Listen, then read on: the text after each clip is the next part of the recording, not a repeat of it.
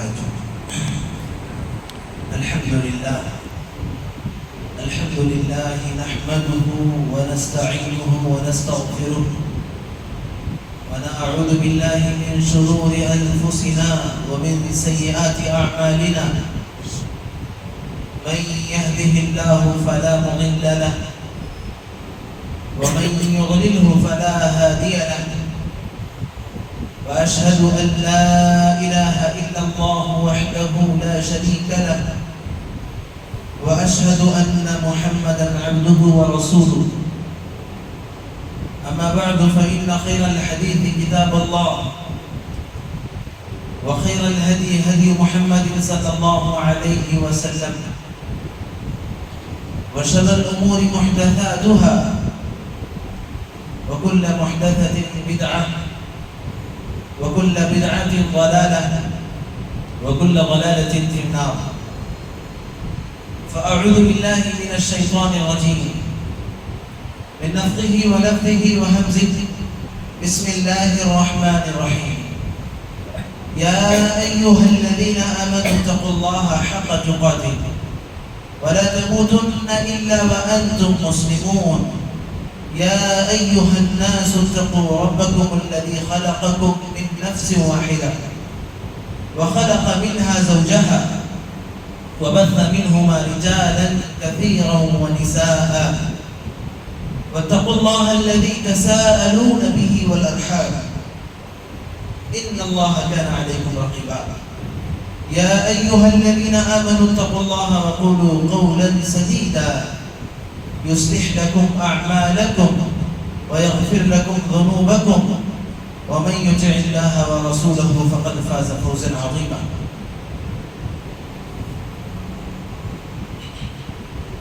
رب اشرح لي صدري ويسر لي أمري واحلل عقدة من لساني يفقهوا قولي.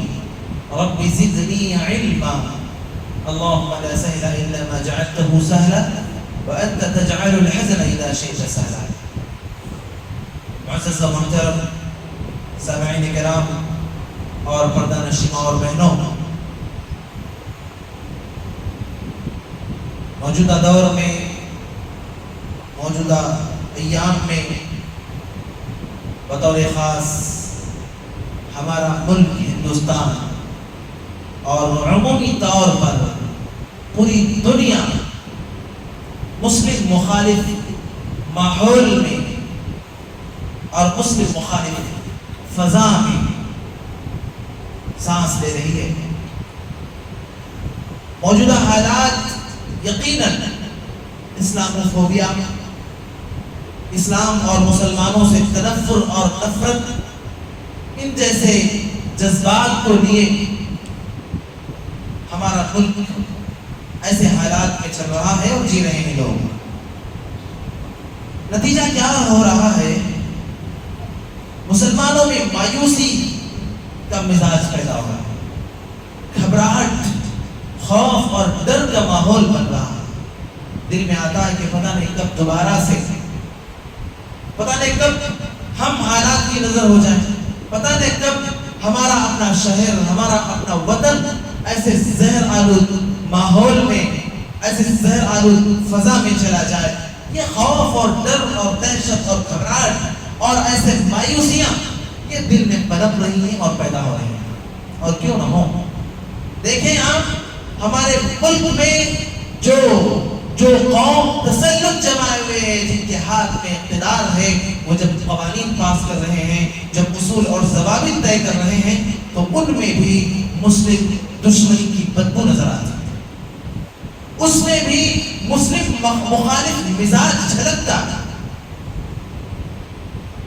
اور کریلا نچ چڑھا یہ کہ ابھی قریب میں کشمیر کے ایک علاقے میں، جسے پہلگام کہتے ہیں، وہاں پر ایک دہشت گردانہ حملہ ہوا جو بہت سارے لوگ، بہت سارے زائرین ملک کے مختلف خطوں سے، بلکہ ملک کے باہر سے بھی وہاں گئے تھے اپنی چھٹی کے کچھ دن گزارنے کے لیے، فیملی کے ساتھ، خاندان کے ساتھ، بیوی بچوں کے ساتھ.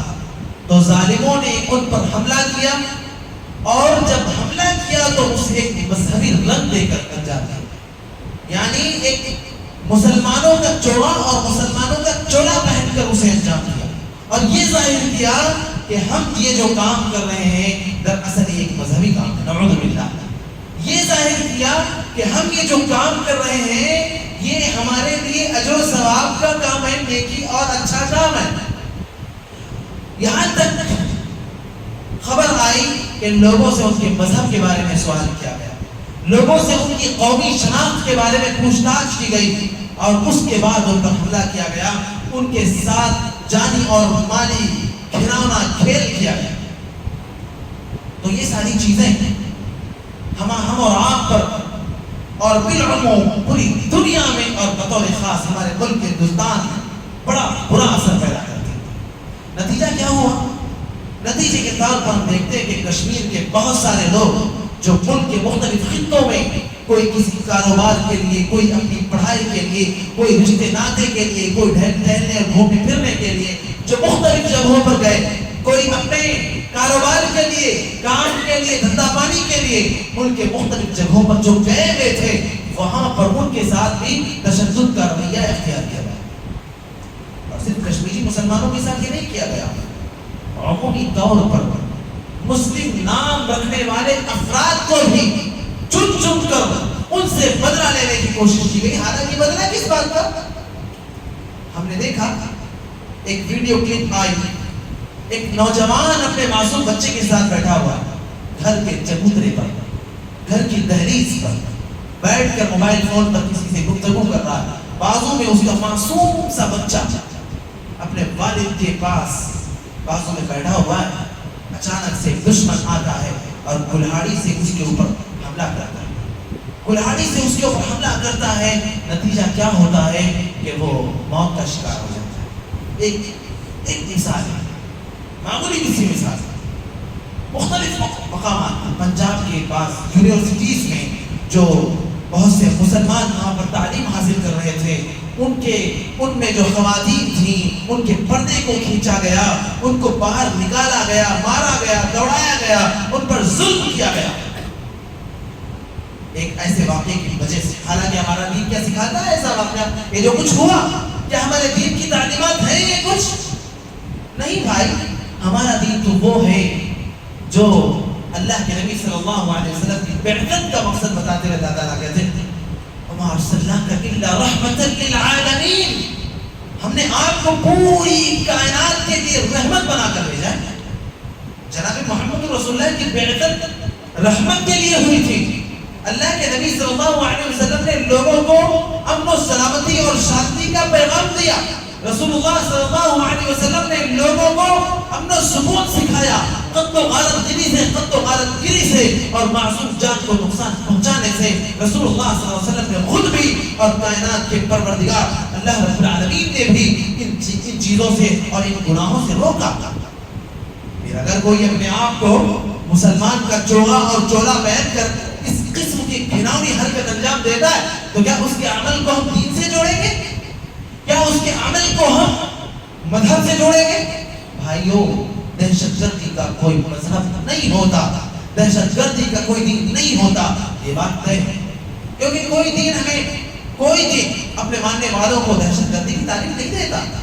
کوئی بھی مذہب اپنے فالوورز کو, اپنے متبعین کو خواہ مخواہ کسی معصوم جان کو جانی نقصان پہنچانے, اس کے خون بہانے کی تعلیم نہیں دیتا. بطور خاص ہمارا مذہب اسلام یہ تو اس میں بامسمہ ہے. اسلام کا معنی کیا ہوتا ہے؟ امن و سلامتی والا, امن و سکون والا, شانتی والا, سکھ والا, چین والا. اور اسلام کو اپنانے کا مطلب یہ ہوا کہ اسلام کو اپنانے والا انسان, اسلام کو اپنے سینے سے لگانے والا انسان دراصل وہ اللہ تبارک و تعالیٰ کے پرسکون سائے کے نیچے آ جاتا ہے. اسلام کو اپنانے کے بعد وہ اللہ تبارک و تعالیٰ کے حفاظت کے دائرے میں آ جاتا ہے.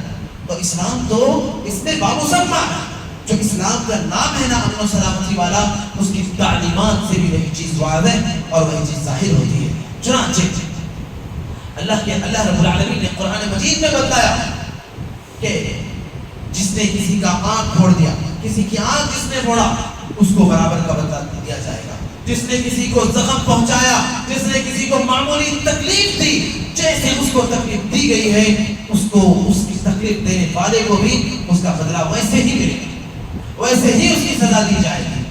اگر کسی نے کسی کا خون بہایا تو بدلے کے طور پر اس کا خون، اس کا قتل کیا جائے گا، اس کا خون بہایا جائے گا، لیکن شرط یہ ہے کہ اسلامی مملکت اور اسلامی حکومت ہونی چاہیے۔ اگر اسلامی حکومت نہیں ہے تو یہ افراد کے ذمہ یہ کام نہیں ہے۔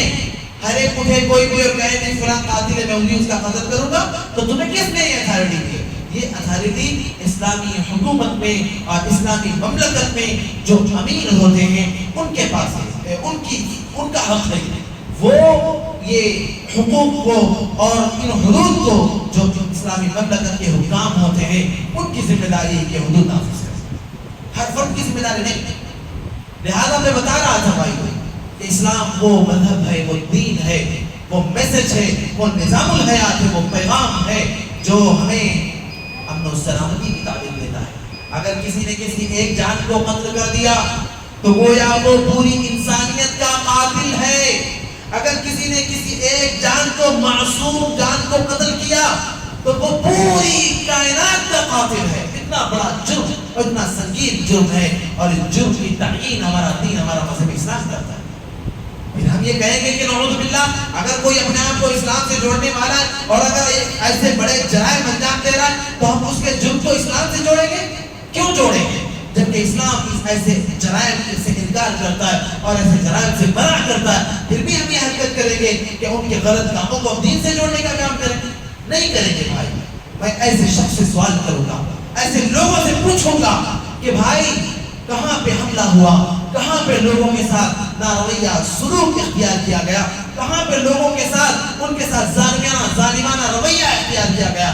یقیناً جو بھی ہوا وہ ایک بڑا ظلم ہے، وہ بڑا جرم ہے، وہ بہت گناہ ہے، صرف دنیا کی نظر میں نہیں، صرف انسانیت کی نظر میں نہیں، بلکہ ہمارا دین، ہمارا مذہب، ہمارا اسلام بھی اسے ایک بڑا جرم قرار دیتا ہے۔ اس کا مطلب یہ نہیں ہوتا کہ جرم کرنے والا کوئی اور اس کا جرم، اس کے جرم کی سزا ہم کسی اور کو دیں، یہ تو نہیں ہوگا نا۔ اس کا مطلب کہ جرم کیا ہے زید نے اور ہم اس جرم کی سزا ہم بکر کو دیں، ہم عمر کو دیں، ہم محمد کو دیں، ہم احمد کو، ایسا تو نہیں ہو سکتا نا بھائی۔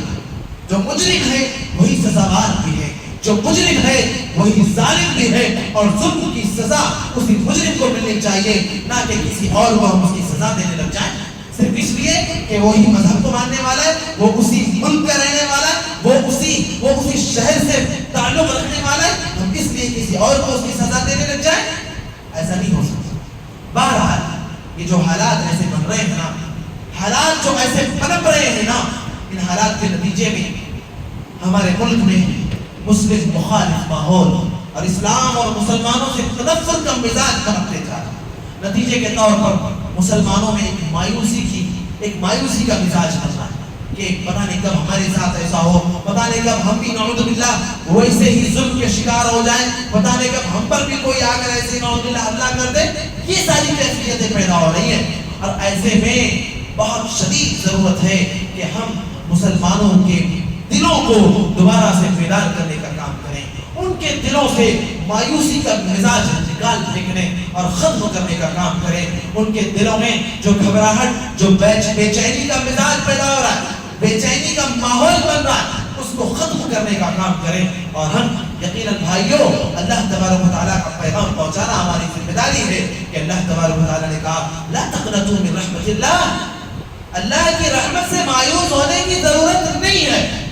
یہ نہ سمجھو کہ پتہ نہیں کیا ہوگا، اللہ تعالیٰ کی مدد آئے گی یا نہیں آئے گی۔ ہر طرف مسلمانوں کے ساتھ ایسا ہی ہو رہا ہے، کئی مسلمانوں کا گھر توڑا جا رہا ہے، ان کے دینی مراکز کو ختم کیا جا رہا ہے، مسجدوں پہ حملہ کیا جا رہا ہے، ان کے گھروں کو توڑ کر نیست و نابود کیا جا رہا ہے، مدرسوں کو چھان بین کے نام پر تہس نہس کرنے کا کام کیا جا رہا ہے۔ گویا ایک پورے نظام کو تاخت و تاراج کرنے کی سازشیں اور کوششیں کی جا رہی ہیں۔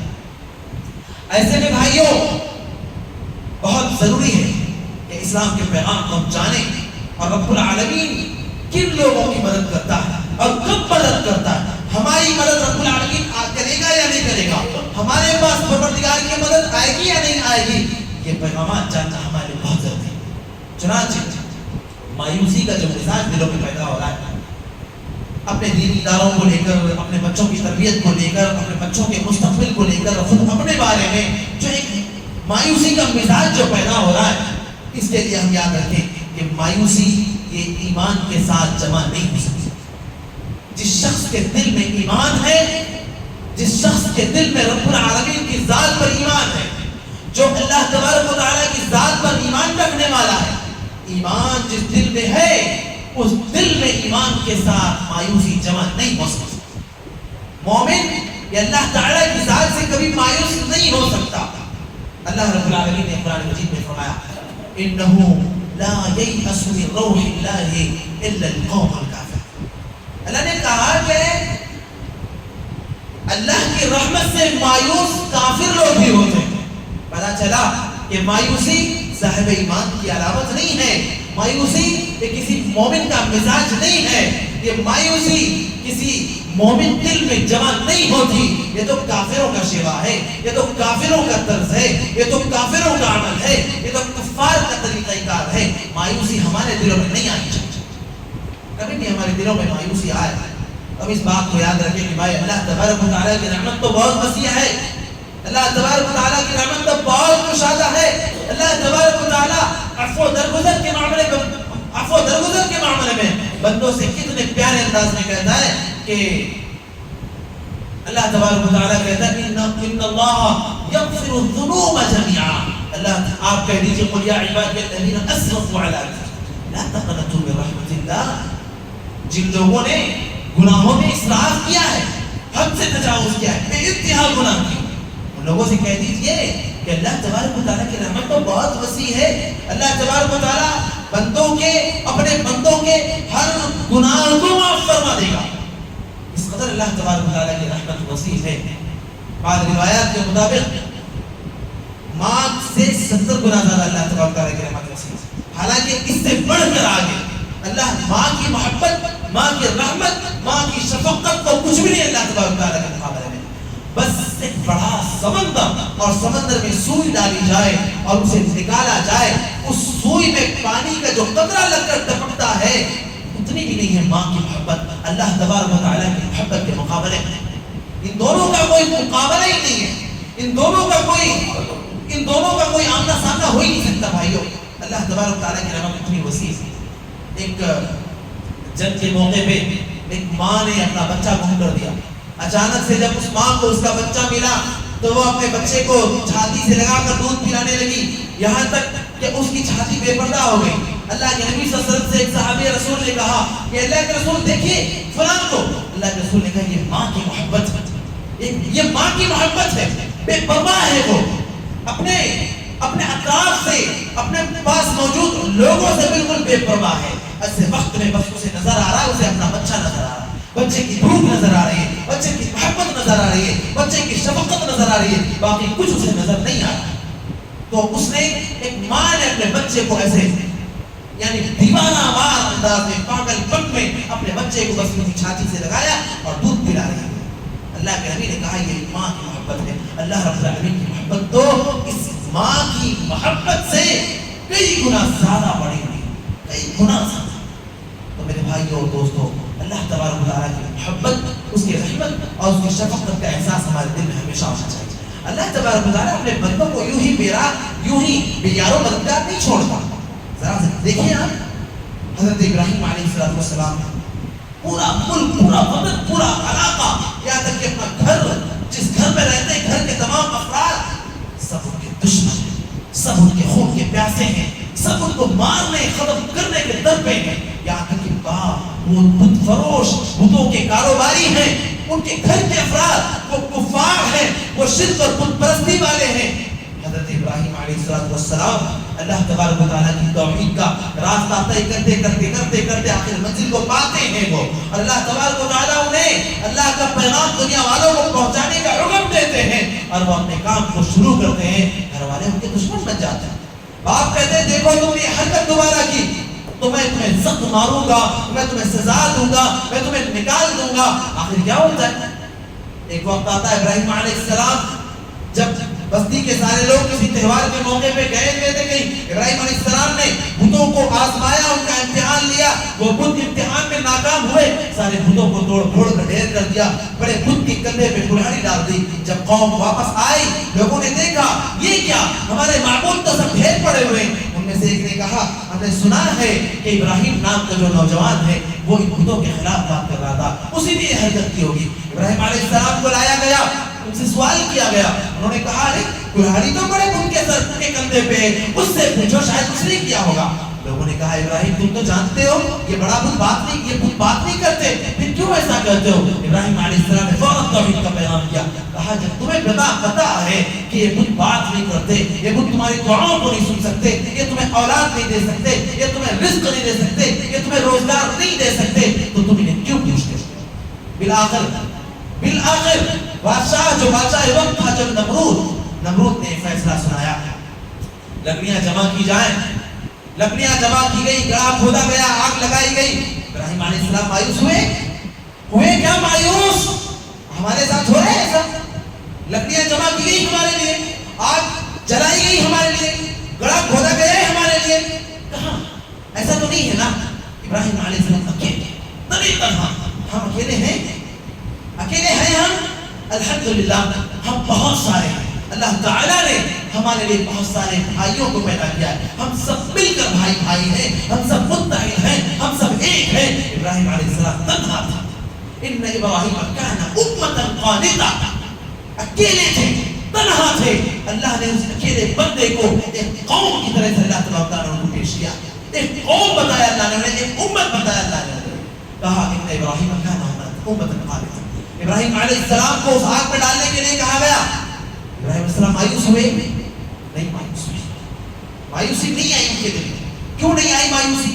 میں نے بتایا کہ جس دل میں ایمان ہوتا ہے، جس دل میں توحید ہوتی ہے، جس دل میں رب کی محبت ہوتی ہے، اس دل میں مایوسی جگہ نہیں بنا سکتی، واللہ اس دل میں مایوسی جگہ نہیں بنا سکتی۔ ابراہیم علیہ السلام نے پروردگار سے ہاتھ اٹھا کر دعا کی، پروردگار میرا حفاظت کرنے والا تو ہے، میں تو اس آگ میں کود جاؤں گا، میرے ساتھ جو ہوگا وہ بس تو حفاظت کرنے والا ہے۔ اللہ تبارک تعالیٰ نے ساتویں آسمان سے آپ کو حکم دیا، یا نار کونی بردا وسلاما علی ابراہیم، اے آگ تو ابراہیم پر امن و سلامتی والی اور ٹھنڈی ہو جا۔ ابراہیم علیہ السلام آگ میں چھلانگ لگاتے ہیں، انہیں آگ میں ڈال دیا جاتا ہے۔ لوگ اس بات کے منتظر تھے کہ اب آگ ابراہیم کو جلا کر خاک کر دے گی، جلا کر راکھ کر دے گی، کوئلہ بنا ڈالے گی، لیکن کیا دیکھتے ہیں یہ تو ابراہیم آگ میں ہے، مسکرا رہے ہیں، سبحان اللہ، لبوں پر مسکراہٹ ہے۔ کیوں؟ دل میں تقویٰ ہے، دل میں توکل ہے، اللہ کی ذات پر بھروسہ ہے، کوئی خوف نہیں ہے، کوئی ڈر نہیں ہے، کوئی مایوسی نہیں ہے، کوئی نا امیدی نہیں ہے۔ آج ہمارا کیا ہوا ہے بھائی؟ ہم کیوں اتنے مایوس ہوتے ہیں؟ ذرا تقویٰ اختیار کرنے کی ضرورت ہے، ایمان مضبوط بنانے کی ضرورت ہے، اللہ تعالیٰ پر توکل اور بھروسہ مضبوط کرنے کی ضرورت ہے۔ یہ چیزیں آئیں گی، ہمارا کوئی کچھ بگاڑ نہیں سکتا۔ دنیا ایک طرف ہو جائے کوئی فرق نہیں پڑتا۔ بار بار میں آپ کو حدیث سناتا ہوں، اللہ کے نبی صلی اللہ علیہ وسلم کہتے ہیں کہ اللہ کے نبی صلی اللہ علیہ وسلم کہتے ہیں حضرت ابن عباس کو جب اپنی سواری پر پیچھے بٹھایا ہوا تھا، کہا یا غلام، اے بچے، احفظ اللہ احفظ، تم اللہ کو یاد کرو، اللہ تمہیں یاد رکھے گا۔ احفظ اللہ تجدہ تجاہک، اللہ کے دین کی پابندی کرو، ہر مشکل گھڑی میں تو اللہ کو اپنے سامنے پاؤ گے۔ وَإِذَا سَأَلْتَ فَاسْأَلِ اللَّهَ، جب کچھ مانگنا ہو تو اللہ سے مانگو۔ وَإِذَا اسْتَعَنْتَ فَاسْتَعِنْ بِاللَّهِ، جب تمہیں مدد چاہیے ہو تو اللہ تبارک تعالیٰ کی طرف سے مدد کی امید لگاؤ۔ وَاعْلَمْ أَنَّ الْأُمَّةَ لَوْ اجْتَمَعَتْ عَلَىٰ أَن يَنفَعُوكَ بِشَيْءٍ لَمْ يَنفَعُوكَ إِلَّا بِشَيْءٍ قَدْ كَتَبَهُ اللَّهُ لَكَ۔ کہا یاد رکھو، پوری دنیا مل کر تمہیں کوئی فائدہ پہنچانا چاہے نہیں پہنچا سکتی سوائے اس فائدے کے جو اللہ نے تمہارے لیے لکھ رکھا ہے۔ اللہ نے اگر ہمارے لیے تھوڑا سا فائدہ لکھ رکھا ہے تو وہ تھوڑا سا فائدہ ہمیں مل کر رہے گا، اس سے بڑھ کر 1% بھی فائدہ زیادہ ہمیں نہیں ملنے والا۔ اور کیا کہا؟ وَلَوِ اجْتَمَعَتْ عَلَىٰ أَن يَضُرُّوكَ بِشَيْءٍ لَمْ يَضُرُّوكَ إِلَّا بِشَيْءٍ قَدْ كَتَبَهُ اللَّهُ عَلَيْكَ۔ کہا پوری دنیا جمع ہو جائے، پوری دنیا اکٹھا ہو جائے، پوری دنیا مل کر تمہیں نقصان پہنچانا چاہے، تمہیں تکلیف پہنچانا چاہے، تمہیں زخم لگانا چاہے، تمہیں قتل کرنا چاہے، تمہیں مٹانا چاہے، تمہارے مدرسوں کو توڑنا چاہے، تمہاری مساجد کو ختم کرنا چاہے، تمہارے گھروں کو نیست و نابود کرنا چاہے، واللہ اگر اللہ نے نہیں چاہا تو دنیا دنیا والوں کے ہاتھ میں کام نہیں ہے. اللہ تبارک و تعالیٰ کی مشیت اصل ہے. اللہ کی مشیت نہیں تو دنیا والے کچھ نہیں کر سکتے. پوری دنیا ایک طرف کیوں نہ ہو جائے. اس لیے بھائیو ہمارے دل میں تقویٰ ہو, ہمارے دل میں اللہ کی ذات پر توکل ہو. ہم توکل سے بڑے دور ہو گئے. اللہ کی ذات پر بھروسہ نہیں ہے ہمارے پاس. دیکھیں حضرت موسیٰ علیہ السلام, اللہ نے انہیں حکم دیا اپنے قوم کو لے کر وہ دوڑے چلے جا رہے ہیں. پیچھے سے فرعون اور فرعونی بھاگ کر ان کا پیچھا کر رہے ہیں. موسیٰ علیہ السلام دیکھتے ہیں اور ان کی قوم دیکھتی ہے, ارے سامنے تو کچھ نہیں, راستہ بند ہے, یہ تو اینڈ ہو گیا راستہ, اب تو سمندر ہے, دریا ہے آگے. لوگوں نے کہا ارے موسیٰ یہ کیا, اب ہم کہاں جائیں گے. اور موسیٰ نے ہمیں ہلاک کر دیا. بعض افراد ان میں سے نا امیدی اور مایوسی کے شکار ہوئے اور انہوں نے زبان سے یہ غلط کلمہ کہہ دیا کہ ارے یہ موسیٰ تم نے ہمیں کہاں لے آئے, یہ تو موسیٰ نے ہمیں ہلاک کر دیا. لیکن پھر کیا ہوا, اللہ تعالیٰ کی طرف سے موسیٰ علیہ السلام ہاتھ اٹھایا اللہ تعالیٰ کی طرف, اور اللہ کی طرف سے انہوں نے ہاتھ اٹھا کر کہا پروردگار کچھ تو راستہ بتا, کچھ تو راہ دکھا. اللہ تعالیٰ نے کہا اپنی لاٹھی کو مارو, 7 راستے کھل گئے. موسیٰ علیہ السلام کی لاٹھی جیسے ہی سمندر کے پانی پر پڑی وہ پانی ختم, وہاں راستہ بن گیا. کیا ہمارے ساتھ نہیں ہو سکتا ایسا؟ کیا اللہ ہماری مدد ایسے نہیں کر سکتا ہے؟ مایوسی دل سے نکالنے کی ضرورت ہے بھائیوں, نا امیدی کو دل سے ختم کرنے کی ضرورت ہے. امام کائنات صلی اللہ علیہ وسلم کو دیکھیں کیسے حالات سے نہیں گزرے تھے, کیسے حالات سے نہیں گزرے تھے.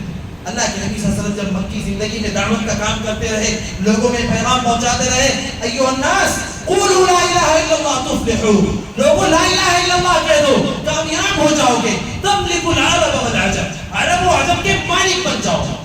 کیا ہوا, لوگوں نے اپنا لیا نہیں اپنا لیا. بہت چند لوگ, سب سے پہلے آپ کی اہلیہ نے, آپ کے خاص دوست نے, آپ کے چھوٹے بھائی نے علی بن ابی طالب رضی اللہ عنہ, آپ کے غلام نے, بہت خاص لوگ تو تھے نا, سب سے پہلے انہوں نے اسلام قبول کیا. پھر دھیرے دھیرے جیسے ہی اسلام گھر سے باہر نکلا, لوگوں میں پھیلتا ہوا, باہر ہوا, تو دشمن بھی پیدا ہونے لگے. ہر راستے پر آپ کو دشمن نظر آنے لگے.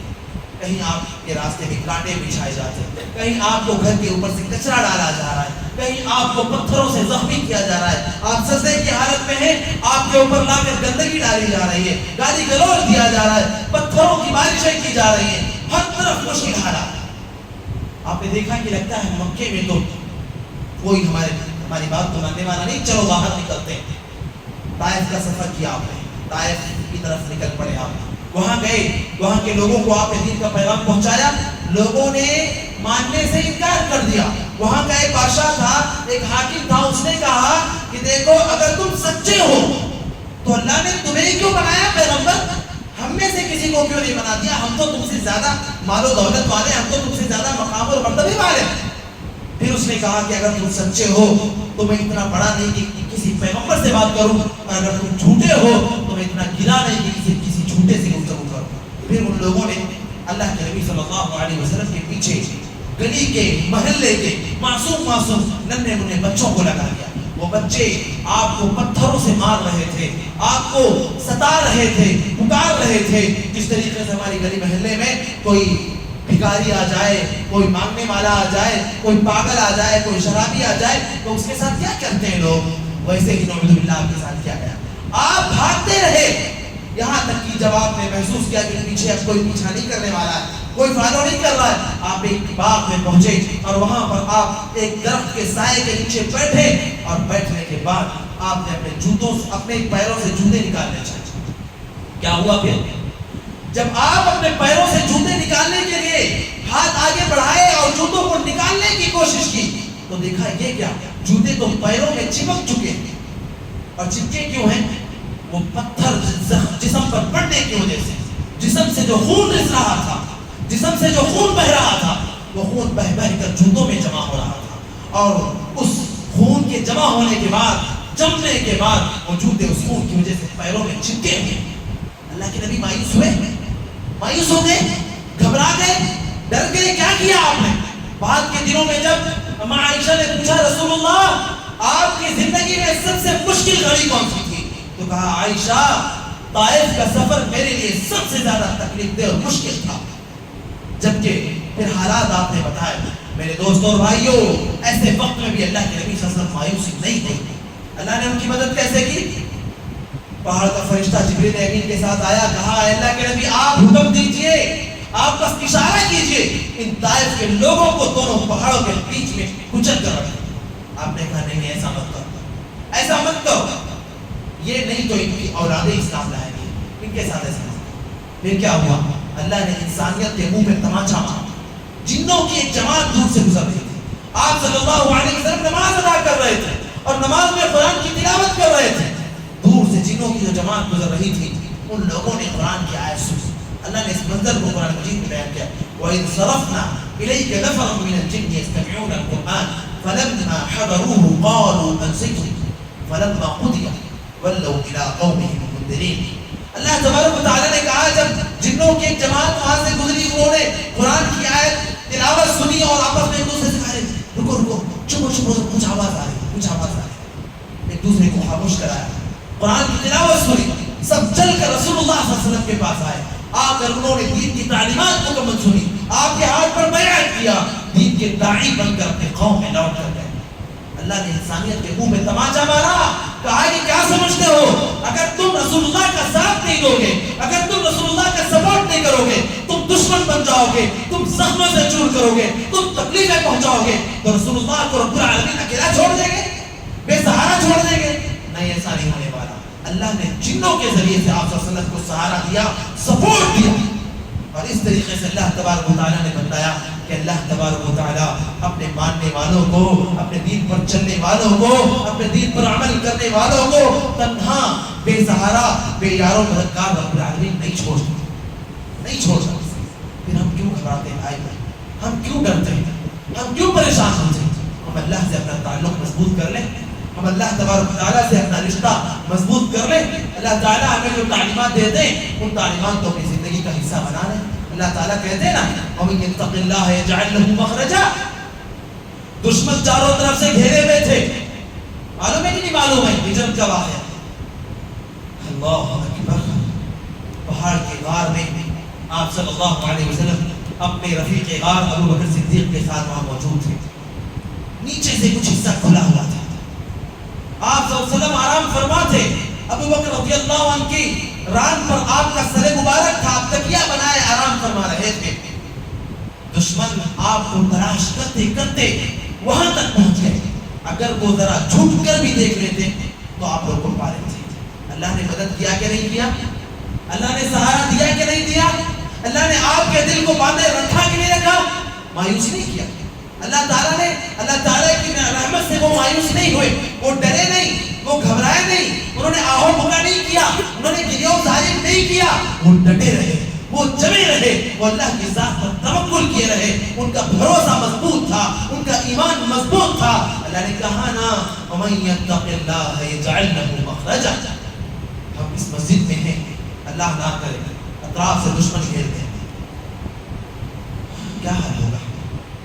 کتنے ہم میں سے ڈر جائیں گے، گھبرا جائیں گے، پریشان ہو جائیں گے، شاید اللہ نہ کرے، اللہ نہ کرے، لیکن اللہ نے کہا ڈرنے کی ضرورت نہیں ہے۔ ہم نے جیسے اپنے رسول کی حفاظت کی ہے، ہم نے جیسے اپنے رسول کو سہارا دیا ہے، جیسے ہم نے انہیں سپورٹ کیا تھا، آج اپنے تمام امتیوں کو ویسے ہی ہم سہارا دیں گے، ویسے ہی ان کا سپورٹ ہم کریں گے، ویسے ہی ہم ان کا دل باندھ کے رکھیں گے۔ اللہ تبارک و تعالیٰ ہمیں ہمیشہ سہارا دینے کی بات کرتے ہیں، ہمیں اللہ تبارک و تعالیٰ تسلیاں دیتے ہیں، ہماری پیٹھ تھپتھپاتے ہیں، ہمیں مایوسی دور کرنے کی بات کرتے ہیں، لیکن ہم مایوس ہوتے چلے جاتے ہیں۔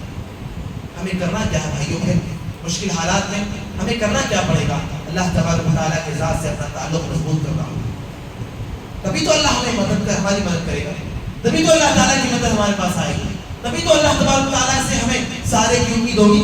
جب اللہ سے ہم تعلق ہی مضبوط نہیں رکھیں گے، جب ہمارا تعلق ہی کمزور ہوگا تو اللہ ہماری مدد کیسے کرے گا؟ تو اللہ ہمارا سہارا ہمیں سہارا کیسے دے گا؟ سب سے پہلا کام ہمیں اللہ تعالیٰ کی ذات سے تعلق مضبوط کرنا ہے، ہمیں اپنے دل میں تقویٰ پیدا کرنا ہے، ہمیں اپنا ایمان مضبوط کرنا ہے، ہمیں دین کی دعوت دوسروں تک پہنچانا ہے۔ کئی بار ایسا ہوتا ہے کہ جو ہمارے دشمن ہیں دراصل وہ غلط فہمی میں ہمارے دشمن بنے ہوئے ہوتے ہیں، دین کی صحیح تعلیمات ان کو پہنچی ہی نہیں ہوتی، نتیجہ یہ ہوتا ہے کہ وہ ہمارے بارے میں غلط خیال پیدا کر لیتے ہیں۔ تو ہماری ذمہ داری ہے کہ ہم ان کو دین کا صحیح پیغام پہنچائیں، دین کی صحیح تعلیمات پہنچائیں ان تک. اور یہی وہ چیز ہے جس کی وجہ سے اللہ نے اس امت کو ممتاز بنایا ہے. اللہ نے کہا کنتم خیر امہ اخرجت للناس تأمرون بالمعروف وتنہون عن المنکر وتؤمنون باللہ. تم سب سے بہترین امت ہو، سب سے اچھی قوم ہو. کیوں؟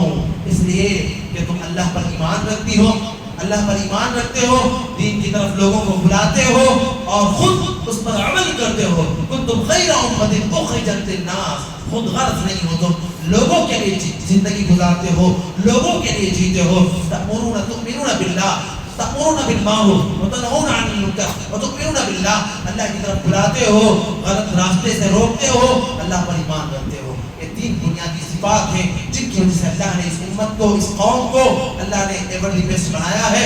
ہمیں یہ صفات اختیار کرنے کی ضرورت ہے. ہمیں لوگوں کو دین کی پیغام، دین کی باتیں بتانے کی ضرورت ہے، تاکہ اگر غلط فہمیاں آئیں تو غلط فہمیاں نکل جائیں اور جو دوست، جو دشمن ہیں وہ ہمارے دوست بن جائیں، جو دشمن ہیں وہ دین کو گلے سے لگائیں اور ہمارے اپنے بن جائیں. جو ہمارے مخالفین ہیں وہ ہمارا سہارا بن جائیں. جو ہمیں اس دنیا سے سفید کی طرح مٹانا چاہتے ہیں وہ ہمارے اپنے بن جائیں، وہ ہمارے دل کے ٹکڑے بن جائیں. یہ اللہ تبارک و تعالیٰ کی توفیق سے ہوگا. یہ اہم باتیں تھیں جو میں کتاب اللہ اور سنت رسول کی روشنی میں آپ کی خدمت میں رکھنا چاہتا تھا. امید کرتا ہوں کہ جو باتیں میں نے کہی ہیں وہ اللہ کی توفیق سے کتاب اللہ اور سنت رسول کی روشنی میں حق باتیں آپ تک پہنچائی ہیں. اللہ تعالیٰ ہم سب کو حق بات پر عمل کرنے اور دوسروں تک پہنچانے کی توفیق عطا فرما دے. اقول قولی ھذا واستغفر اللہ لی ولکم ولسائر المسلمین من کل ذنب انہ هو الغفور الرحیم.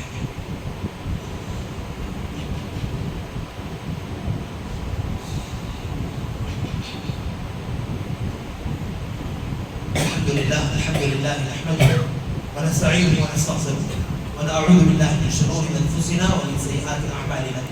من يهده الله فلا مضل له ومن يضلله فلا هادي له. واشهد ان لا اله الا الله وحده لا شريك له واشهد ان محمدا عبده ورسوله. اما بعد.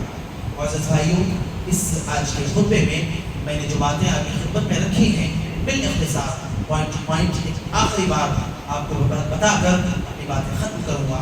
سب سے پہلے میں نے بتایا ہمارا ملک ہندوستان بطور خاص اور عمومی طور پر پوری دنیا اس وقت مسلم مخالف ماحول میں جی رہی ہے. ایسے میں ایک قریب میں جو دہشت گردی کا جو واقعہ پیش آیا اس نے اس مزاج میں مزید تڑکا لگانے کا کام کیا ہے اور پھر مسلم دشمنی کا ماحول اور تیزی سے گرما گیا ہے. ایسے میں مسلمانوں کے خلاف جو نعوذ باللہ کارروائیاں ہو رہی ہیں اس کی وجہ سے ہمارے دلوں میں ایک ڈر کا، خوف کا اور مایوسی کا ماحول پیدا ہو رہا ہے. تو ہمیں کیا کرنا ہے؟ ہمیں سب سے پہلے اللہ تبارک و تعالیٰ سے اپنا تعلق مضبوط کرنا ہے، اپنے دلوں میں تقویٰ پیدا کرنا ہے، اپنا ایمان مضبوط کرنا ہے، دعاؤں کا سہارا لینا ہے. الدعاء سلاح المؤمن، اللہ کے نبی نے کہا. تو دعاؤں کا سہارا لینا ہے. اگر ہم اپنی آواز بلند کرنے کی سچویشن میں ہیں تو ہمیں اپنی آواز بلند کرنا ہے، ظلم کی کمر توڑنے کا کام کرنا ہے اور ہر طرح سے اپنے مسلمان بھائیوں کو تسلی دیتے رہنا، ان کی امیدیں بڑھاتے رہنا اور دعوت کا پیغام، دین کا پیغام ان تک پہنچانے کا کام کرنا ہے. غلط فہمی کے ماحول میں ہمیں اپنے غیر مسلم بھائی جو غلط فہمیوں کے شکار ہو کر وقتی طور پر ہمارے دشمن بنے ہوئے ہیں، ہم ان کو دین کی سچی تصویر پیش کرنا ہے تاکہ غلط فہمیاں اگر ان کے دل میں ہیں تو وہ ختم ہوں اور وہ ہمارے اپنے بن جائیں. امید کے اختصار میں نے جو پیش کیا ہے آپ کو سمجھ میں آیا ہوگا. اللہ العالمین ہم سب کو کہنے اور سننے سے زیادہ عمل کرنے کی توفیق عطا فرما دے. اللہ العالمین ملک کے کسی بھی گوشے میں، کسی بھی خطے میں جو مظلوم ہیں ان کی مدد کر اور جو ظالم ہیں ان کو صحیح طور پر سمجھ عطا فرما دے. الہ العالمین جہاں کہیں بھی تیرے نام لیوا پریشانیوں کے، ظلم و تشدد کے اور ظلم و ستم کے شکار ہیں، بس تیرا ہی انہیں سہارا ہے، تو ان کی مدد فرما دے. الہ العالمین جہاں کہیں بھی جو لوگ بھی پریشانیوں کے شکار ہیں تو ان کی مدد فرما دے، جو بیمار ہیں انہیں شفایاب کر دے، جو مقروض ہیں انہیں قرض کی ادائیگی کا انتظام فرما دے، جو نوجوان بچے بچیاں اچھے رشتوں کے منتظر ہیں پروردگار تو ان کی بھی مدد فرما دے۔ اقول قولی ھذا واستغفر اللہ لی ولکم ولسائر المسلمین من كل ذنب انه هو الغفور الرحیم۔ اعوذ باللہ من الشیطان الرجیم، بسم اللہ الرحمن الرحیم۔ یا ایھا الذین آمنوا صلوا علیہ وسلموا تسلیما، اللهم صل علی محمد وعلی آل محمد كما صلیت علی ابراہیم وعلى آل إبراهيم إنك حميد مجيد، اللهم بارك على محمد وعلى آل محمد كما باركت على إبراهيم وعلى آل إبراهيم إنك حميد مجيد۔ عباد الله رحمني ورحمكم الله، إن الله يأمركم بالعدل والإحسان وإيتاء ذي القربى وينهى عن الفحشاء والمنكر ولذكر الله تعالى فأعلى وأولى وأهم وأتم وأجل وأكبر۔ عباد الله